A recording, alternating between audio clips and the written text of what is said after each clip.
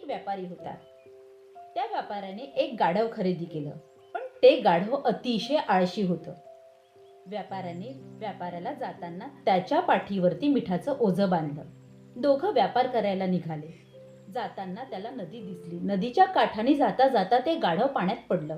पाण्यात पडल्या कारणाने त्याच्या पाठीवरचं मिठाचे जे पोतं होतं त्यातले मीठ त्या पाण्यामध्ये विरघळून त्याचं पूर्ण ओझं कमी झालं. मात्र व्यापाऱ्याचं नुकसान झालं.